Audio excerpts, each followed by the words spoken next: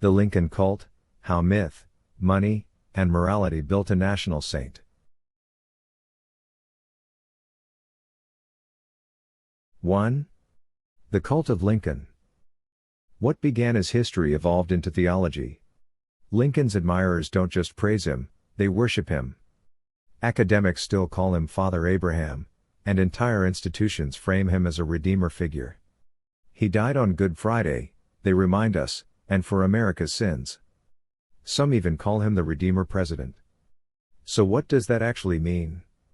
It means political devotion crossed over into something closer to religious ritual, complete with catechisms, martyrs, and heresies. Footnote. This section critiques the quasi-religious reverence surrounding Lincoln, treating his legacy as divine rather than historical. 2. The Fake Quotes Factory. Nothing fuels a cult like inspirational soundbites. Lincoln's legend is packed with quotes he never said. You can fool all the people some of the time? Fake. God must have loved the common people, he made so many of them? Also fake. Even the claim that he consecrated himself to Christ after Gettysburg? Pure invention. A research team at Oxford University Press confirmed that many of the most beloved Lincoln lines have zero documentation. Apparently, even Honest Abe couldn't escape dishonest attribution. Footnote.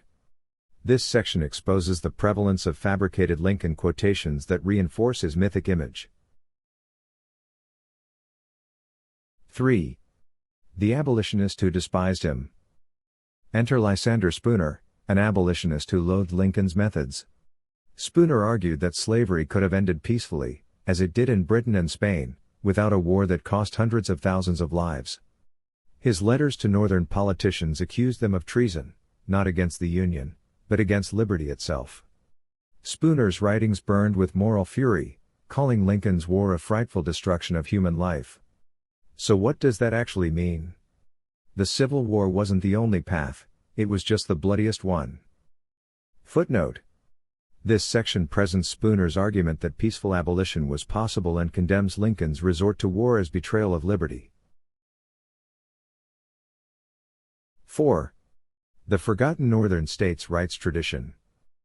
States' rights weren't just a Southern argument, they began in the North. Before the Civil War, Northern states like Ohio and Maryland resisted federal overreach. When the National Bank tried to open branches, Ohio taxed it heavily and even sent armed officers to seize funds. This was federalism in action, the use of local power to resist central tyranny. The myth that states' rights only defended slavery hides their original purpose, to protect citizens from an all-powerful federal state. Footnote. This section highlights how northern states also invoke states' rights as a defense against federal intrusion, not merely as a pro-slavery stance. 5. Habeas corpus and the handcuffed judiciary. Lincoln's suspension of habeas corpus didn't just silence dissent, it terrified judges. Chief Justice Roger Taney ruled the suspension unconstitutional. Lincoln's response? An arrest warrant. Federal marshals surrounded judges' homes to keep them from issuing writs. Imagine soldiers at your door because you dared to follow the Constitution. Separation of powers didn't just bend under Lincoln, it broke. Footnote. This section details how Lincoln's suspension of habeas corpus and intimidation of judges eroded constitutional separation of powers. 6. The Railroad President. Before the White House, Lincoln was a wealthy railroad lawyer, earning today's equivalent of millions for a single case. As president, his first congressional session prioritized, not the war, but the Pacific Railroad Bill. He conveniently chose Council Bluffs, Iowa, where he owned land, as the railroad's eastern terminus. That land is still known as Lincoln's Hill. So what does that actually mean? Even Honest Abe understood the Golden Rule: whoever controls the rails controls the gold. Footnote.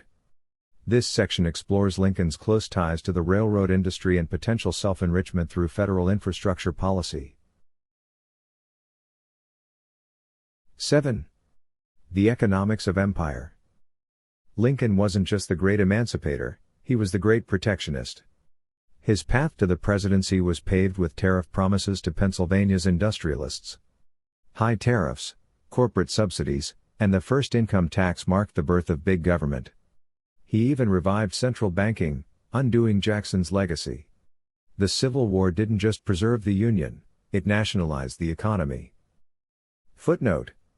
This section connects Lincoln's economic policies to the rise of federal power and corporate privilege, defining him as the founder of big government. 8. The politics of canonization. Modern intellectuals keep Lincoln's legend alive to sanctify their politics. Some on the right invoke him to justify foreign wars. Some on the left cite him to defend centralized authority.